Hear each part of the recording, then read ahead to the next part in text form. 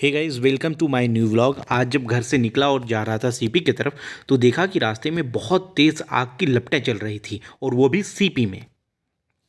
फिर जैसे ही हम आगे बढ़े तो मुझे बहुत सुंदर टनल दिखा और ऐसा लग रहा था कि मैं किसी दूसरे कंट्री में आ गया हूँ, ये इंडिया की तो जगह ही नहीं।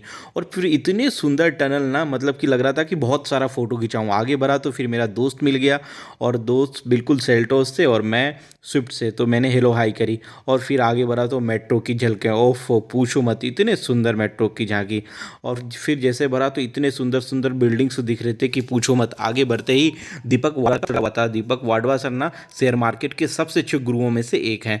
फिर आगे बढ़ा तो भाई साहब इनके गर्दन पे जो टैटू थे, ओफो, मतलब अलग ही दिख रहे थे, डॉलर सा बना हुआ। मतलब कि सारे लोग जो जा रहे थे इन्हीं को देख रहे थे। मैंने बड़ा मतलब कि गाड़ी से बहुत ही शानदार तरीके से वीडियोस बनाई हैं सिर्फ इनके गर्दन पे जो ना टैटू है ना। ये वैसे मैं टैटू का बहुत बड़ा फ़ैन नहीं हूँ। आगे जैसे बढ़ता हूँ तो देखता हूँ कितनी ट्रैफिक है दिल्ली में कि पूछो मत आप। मतलब बाइक वालों का तो क्या ही होता होगा। मतलब जितने सारे बाइक वाले हैं ना, सब बहुत परेशान होंगे। फिर हमने दीपक भाई से बोला कि यार ये देखो क्या कंडीशंस हैं, कि मतलब बाइक वाले कितने परेशान होते हैं। हम लोग बात कर रहे थे, बात करते करते ही हम पहुंच जाते हैं नोएडा। और जब नोएडा मैं पहुंचता हूं तो उसमें लिखा रहता है कि वेलकम टू नोएडा, यानी कि इतने शानदार तरीके से बनाया गया है ना पूरा नोएडा, कि मतलब अब जब नोएडा अंदर आओगे ना तो बिल्कुल आपको लगेगा कि किसी दूसरे कंट्री में हम पहुंच गए हैं। ऐसा मतलब कि बहुत शानदार जगह। दिल्ली से तो भाई पूछो मत, इतनी अच्छी जगह है दिल्ली से नोएडा। बिल्कुल हर हमेशा ग्रीनरी आपको मिलेंगी, बिल्कुल क्लियर मिलेंगे, मतलब कि साफ़ सुथरे जगह में से एक है ये नोएडा। भाई पता है, हर किसी का सपना होता है कि नोएडा में घर हो, क्योंकि इतना सुंदर बनाया ही गया है इसे। और बिल्कुल मतलब दिल्ली से तो भाई पूछो मत, दिल्ली तो मतलब एक तरीके से लोग बोलते हैं कचरा है, पॉल्यूशन है। तभी मेरी नज़र जाती है भाई, एक ट्रक ना बिल्कुल रास्ते के किनारे पलटा हुआ था। और भाई उसे बहुत हद तक मैंने कैप्चर करने की कोशिश की और मैंने इसमें किया भी है कि मतलब ज़रूर बंदा तो बचा नहीं होगा। मतलब इस तरीके से वो एक्सीडेंटल ट्रक था। फिर हम आगे बढ़ते हैं तो ओफ पूछो मत, इतने अच्छे अच्छे बिल्डिंग, केपी टावर्स, मतलब ये सारी चीज़ें नोएडा की है। मतलब देखने में लगता है कि हाँ नोएडा में है।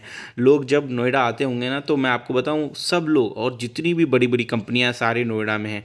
आईटी से लेकर मतलब मोबाइल, सैमसंग, हर एक बड़े बड़े सारे ब्रांडेड ना कंपनी जो है वो नोएडा में है। उनका खास करके ऑफिस होता है। और नोएडा तो आज के डेट में आपको बता दूं वो आईटी हब ही बन गया है। देखो ये मैक्स की बिल्डिंग है, कितनी शानदार है। मैं तो भाई बस इन्हीं को देख रहा था, क्योंकि दिल्ली में तो इस तरह की चीज़ें हैं नहीं। दिल्ली में तो बस सरकारी आवास है, पीएम आवास है, कैपिटल मतलब पॉलिटिकल कैपिटल है वो।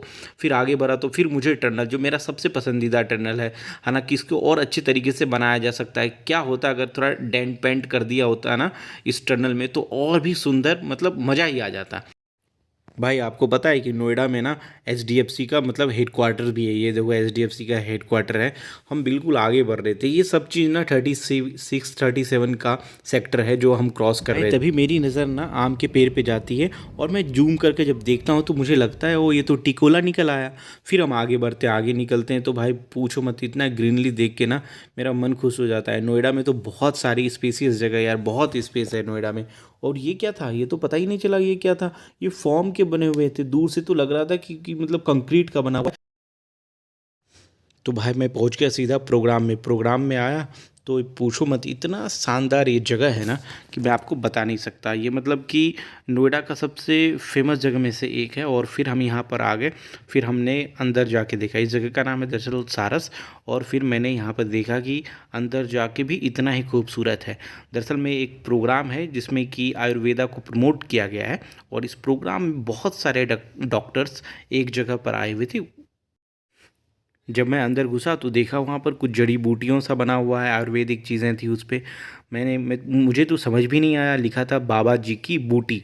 और इस बूटी के बड़े फ़ायदे होते हैं भाई साहब। देखा कि ये ऑर्गेनिक बिस्किट्स हैं। मतलब मैं पहली बार देख रहा था कि बिस्किट भी ना ऑर्गेनिक्स हैं। जितने भी स्नैक्स होते हैं वो सारे ऑर्गेनिक भी अब आने लगे हैं मार्केट में। इससे कोई बीमारी भी नहीं होती है तो ये फ़ायदे की चीज़ है। फिर मैं आगे बढ़ा तो इतने सारे तुलसी का, जिससे आप चाय लेते हो ना, तो तुलसी की चाय, बहुत सारी चीज़ें यहाँ पर हैं जो बिल्कुल ऑर्गेनिक हैं और जिन्हें पीने से ना बहुत चीज़ें फ़ायदे होते हैं। जैसे आपको बीपी नहीं होंगे, शुगर नहीं होगा। तो इस तरह की बहुत सारी चीज़ें हैं।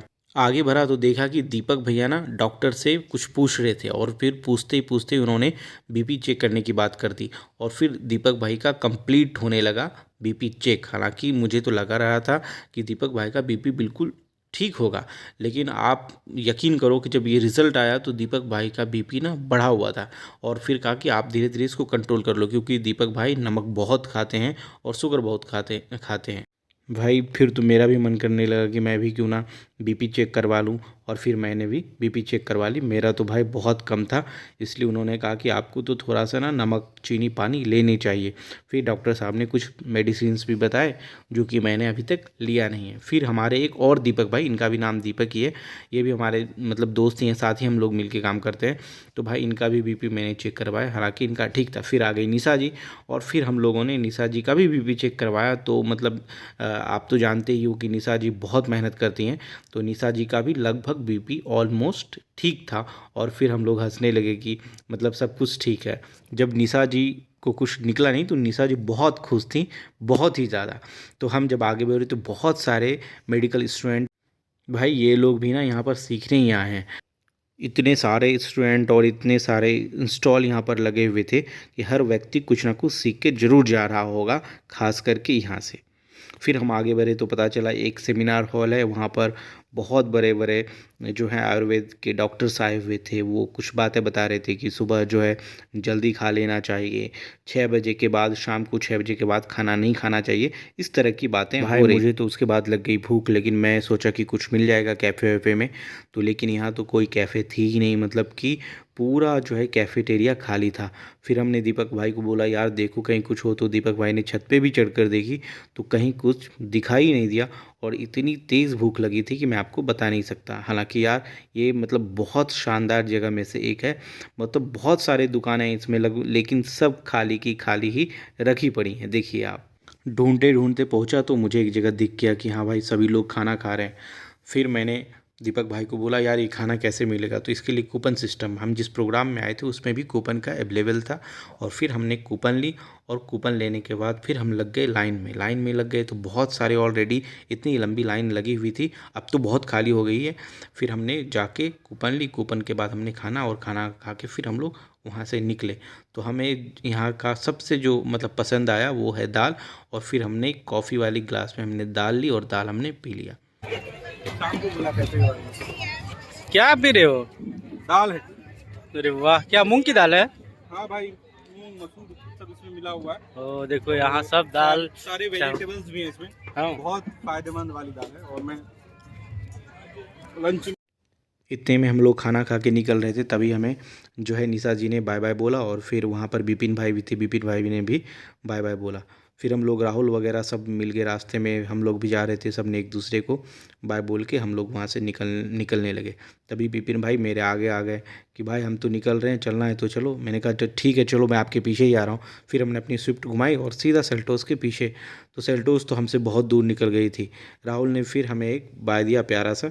मैंने कहा चलो भाई अब तो चलते हैं। मतलब फिर हम आगे देखे तो सेल्टोस हमारे लिए रुकी हुई थी। मैंने कहा कि चलो कौन पहले पहुंचता है, तो फिर हम दोनों में लग गई रेस। आप समझ रहे हो, हम लोग नोएडा में भी रेस लड़ा रहे हैं, और वहाँ जहाँ भी बहुत सारी गाड़ी होती है, ट्रैफिक इतना होता है कि आप पूछो मत। फिर भी हमने रेस लगा दी। हमारी तरफ से चला रहे थे गाड़ी दीपक भैया, और निशा जी की तरफ से विपिन भाई गाड़ी चला रहे थे। ओ भाई पूछो मत। हालांकि उसके बाद वो दूसरे रास्ते से मुड़ गए और हम दूसरे रास्ते से आगे बढ़ गए। तो फिर हम जब रास्ते में थे तो लग रहा था भाई इतनी तेज़ आग लग रही थी सीपी में कि पूछो मत। फिर हम जब आगे बढ़े तो पता चला यमुना के किनारे बिल्कुल आग लग रही थी। हे गाइस, वीडियो पसंद आए तो ज़्यादा से ज़्यादा इसको शेयर कीजिएगा, सब्सक्राइब कीजिएगा, फॉलो कीजिएगा। Thank you so much.